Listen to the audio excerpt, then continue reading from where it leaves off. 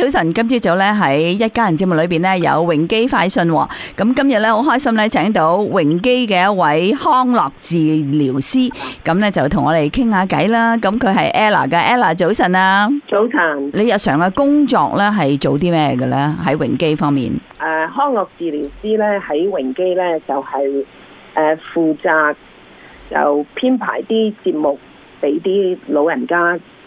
我哋叫佢做院友啦，因為喺榮基護老院裏面住，咁佢哋每個院友咧入嚟咧都有係不同嘅診治，係有少少唔舒服㗎，各樣嘅唔同嘅症狀啊，令到佢哋唔可以自己好順暢咁樣去參加呢啲康樂活動。咁我哋個職責咧就係去編嗰啲 program 係適合佢哋嘅，睇下佢哋嘅能力上面仲可以做到邊一樣嘢啦。所以我哋係每一個人都做一個興趣評估，睇住嗰個評估嚟編啲節目，唔係話立亂將所有節目一齊編出嚟，就個個人都適合，係每個人都未必一定適合嘅，所以係由我哋康樂組挑選下佢哋適合邊樣嘢，咁佢哋會參與嘅時候會開心好多。哦，係，即係 tailor made 咁樣嗬？即係針對每一個長者佢哋唔同嘅需要啊，同埋佢嘅能力，咁你就幫佢做咁樣，係咪啊？係啦，係啦，係啊，非常之好吓。咁譬如一日裏邊咧，會有幾多個鐘頭佢哋會參與呢啲康樂嘅活動度咧？每一個人參與幾多活動，有時又係睇下佢哋自己嘅能力啦。但係我哋每一日咧就一定有大約2-3個節目，係上晝可能有2個節目，下晝又有2個節目，有時禮拜六亦都有節目。同埋夜晚黑，如果係有啲特別啲團體啊，或者想入嚟表演啊，咁嗰啲又係一個節目咁樣。所以咧，其實佢哋平均都每人可以參加最少2個，睇下啲老人家自己嘅魄力啦，同埋佢哋嘅興趣最緊要。嗰一日啲節目係對佢哋冇乜興趣嘅咧，咁我哋就即係盡量或者入去探訪下佢哋，等佢哋唔好話成日唔見人咁樣。其實咧，康樂嘅活動咧，即係對於長者嘅身心咧，都係好有幫助。可唔可以同我哋分享下啲具體嘅例子咧？節目表編排咧，每一個月我哋就出一個活動嘅月曆。咁嗰個活動月曆裏面咧，就安排咗好多唔同種類嘅活動，一個月曆啦。咁月曆個裏面咧就嗰啲活動就係針對院友嘅興趣，同埋咧籌劃啲節目嘅時候咧係圍繞住5個領域去編排嘅。咁我哋嗰幾個5個領域咧就係好似健康啦。咁點樣可以即係個身心健康咧？我哋加好多啲體能活動啦，即係好似八段錦啊，體能做下啲球類啊，或者自己有啲叫做好似人哋嗰啲打曲棍球嗰啲咧，但係我哋咧就係用叫做人哋做啲水泡嗰啲一條棍嗰啲，輕啲嘅俾啲老人家，因為佢哋。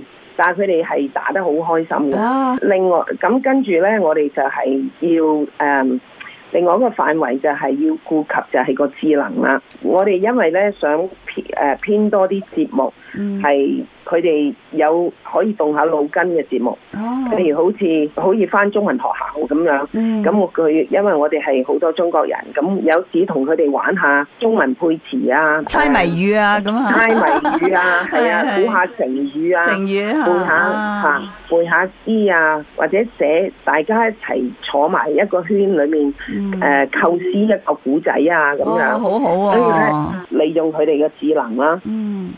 咁第3個範圍咧，我哋係針對嘅咧就係社交啊。社交咧就係我哋一定人與人相處，一定要傾偈啦。咁呢一個係好重要嘅部分啦。我哋唔希望啲老人家入到嚟就成日坐喺間房度，即係冇人同佢傾偈。所以咧我哋有好多叫做茶會啊，有啲特別嘅生日會啊，或者平時我哋日日都有啲一班台山老人家咧，咁我哋就整個台山繪畫會啊，讀英文啊，所以咧就好多係大家交流，俾每一個老人家有機會大家講下自己啲故事啊。咁另外一個咧，我哋又要好注重嘅就係情緒啦。一個人入到嚟一個護理院咧，好多時有啲係好容易適應，但係有啲亦都係可能係要慢慢適應。所以咧，我哋點解康樂組啲節目要係好鼓勵佢哋去參與？因為一個人如果有參加活動嘅咧，你會覺得個心情自然開心啲，係啊，同埋個自信心咧亦都高啲。咁同埋佢哋可以覺得原來我以前喺出面屋企做嘅活動，我而家嚟到呢度都可以參與，即係唔需要話淨係坐喺間房度啊。咁情緒方面我哋亦都好注重，我哋要睇住啲老人家唔好等佢哋情緒低落啦。希望同埋另外一個，因為我哋榮基係一個信仰嘅地方，所以咧我哋亦都係用有好多信仰嘅，我哋有個牧師就做好多信仰嘅節目啦，即係好似啲團契啊，牧師會坐埋講下讀下聖經啊。如果有信念嘅人咧，即係佢哋會覺得比較peaceful 啲啊，係個平靜啲啊，個心態平靜啲，係啦，同埋佢哋亦都係可以繼續呢個崇拜，唔需要話即係好驚話入咗院之後咧就冇咗呢個崇拜。Ella， 其實你做呢個康樂治療師啦，或你做咗幾耐啦？喺榮基方面，喺榮基我諗都做咗起碼20幾年㗎。哇，做咗20幾年咯，係好有經驗啊嚇！其實可唔可以同我哋分享一啲曾經令到你好難忘啊，同埋好感動嘅時刻咧？難忘同感動嘅時刻其實咧，哇可以講成日都發生㗎啦。工作過程中你接觸啲老人家，咁老人家好多時我諗係遊唔開，好多時我可以講話入到嚟唔係個個咁開心，咁容易適應。咁所以最難忘嗰啲呢，我就係覺得因為我哋用康樂治療，同埋我哋係不停咁樣去做我哋嘅，一路同佢傾偈，等佢哋對我哋有信心同埋認識我哋。咁我記得有一個咧，個老人家入院嘅時候咧，好多人知道佢會講嘢。即係以為佢唔識得講嘢係嘛？係啊，因為佢係唔想用任何言語表達佢自己，淨係即係如果啲護士入嚟問佢哋要幫佢做嘢，咁佢就會俾佢哋幫佢做嘢。但係一路咧就唔同人傾偈，唔出聲嘅。咁所以我啲護士好多時都唔知佢曉唔曉講嘢嚇，因為有時咧係啲唔同嘅症狀咧可能會影響佢講嘢啊嘛。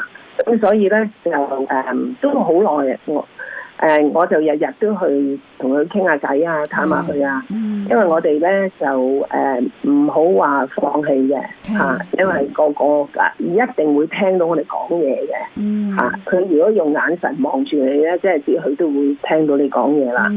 咁終於有一日咧，就係我哋有啲動物嚟探訪。即係係咪嗰啲狗啊？嗰啲 pet 啊？係。咁佢嚟探訪，我就帶佢入去見佢。第一次我係聽到佢講嘢，佢係好開心見到隻狗同隻狗講嘢。咁樣我就覺得係冇白費到咯。由嗰度開始呢，我就呢個老人家就開始慢慢咁出嚟參與活動。有時係要一段時間，但係呢，因為佢哋一開始參與活動嘅時候呢，我哋最終目的都係希望佢唔好成日留喺房，可以出嚟參與活動。咁所以佢出嚟參與活動真係令到我哋好開心咯。係好多謝 Ella 嘅分享。我即係有時你喺呢20幾年裏邊都即係見盡好多唔同嘅老友記啊，啲院友嘅轉變咁樣嗬。其實我知道有好多喺社會上嘅朋友好有興趣咧，即係去護老院嗰度做義工㗎。咁其實喺榮基方面如果佢哋有興趣，又可以點樣參與義工嘅工作啦？義工咧隨時都歡迎㗎，因為咧我哋每一日個節目，你諗下我哋榮基咁大個機構，其實好多老人家。如果你係相對比職員，我哋根本亦都冇可能，即係分分秒秒可以同啲老人家一齊。咁所以咧，用嚟幫我哋手咧，係老人家嘅得益啊！即係佢哋可以多少少時間同義工接觸傾偈。咁所以義工咧，我哋有好多嚟咧，就會話俾我哋聽，佢即係想做義工啊。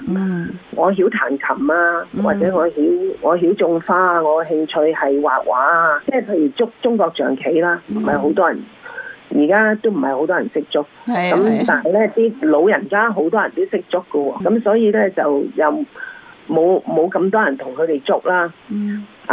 咁仲有好多如果你就算係最緊要有個愛心，係想入嚟同老人家睇1個鐘頭啊咁。我鼓勵啲義工呢，就係義工有時一話做義工覺得哇好似好多時間咁，但係其實你諗下，成個星期我哋或者淨係需要你1個鐘頭，但係嗰個鐘頭係好寶貴咯。冇錯，因為你原來我都可以幫個老人家。我推佢行喺個院嗰度行下睇下花園，已經係對個老人家好大益處。但係對我哋嚟講，我哋只係行下路啫咁。所以咧，其實我哋真係好鼓勵。如果出面有邊啲人喺我哋嘅中國圈子又好，國語，我哋因為咧，我哋榮基。點解我哋係好特別呢？因為我哋其實好多時搞我哋啲康樂活動係好特別，因為我哋榮基係集中喺西方同埋東方嘅文化裏面，所以呢，我哋康樂組呢就成日都要編排啲康樂活動。舉例咧，譬如我哋好似中國年啊，我哋有好大慶祝就係即係舞獅啊、派利是啊嗰啲咁嘅，就嚟有中秋節咁樣啦。但係咧，我哋亦都唔會話唔記得咗我哋喺西方社會，所以咧我哋又會有應節做西部牛仔節啊，係啊，聖誕節啦，係咯，感恩節啦。榮基職員係混合不同講唔同方言嘅職員，咁佢哋對我哋呢個康樂組亦都幫助好大嘅。有時因為我哋譬如有個越南婆婆，我哋唔識講越南話，但係如果我哋有個護士曉講越南話，咁佢哋又幫我哋做下翻譯啊，或者一齊參與活動啊，非常之好啊！今日咧好多謝咧，就係榮基嘅其中一位職員啦。咁你係 Ella 康樂部方面啊，做好多康樂嘅治療嘅，咁啊亦都幫到好多院友啦，同埋長者朋友。咁我都好鼓勵咧，聽眾朋友如果係有興趣啦，同埋有時間咧，係貢獻社會，可以幫下啲長者。即係同埋咧，你會見到佢嗰個即時反應好開心啊！因為我哋電台都曾經去過，幫你哋唱下歌啊，一齊做下運動咁。因為你自己都係感受到嗰份快樂㗎嚇，能夠令到對方笑嗬。係好好嚇，咁多謝晒你嘅時間，咁啊同我哋嘅聽眾都介紹咗有關即係榮基護老中心嘅康樂治療呢一方面嘅你哋嘅工作。咁我希望你哋全部都係工作愉快、身體健康，好唔好啊？我哋下次再傾過偈啊！OK， 多謝你 Ella。OK， 拜拜。拜拜。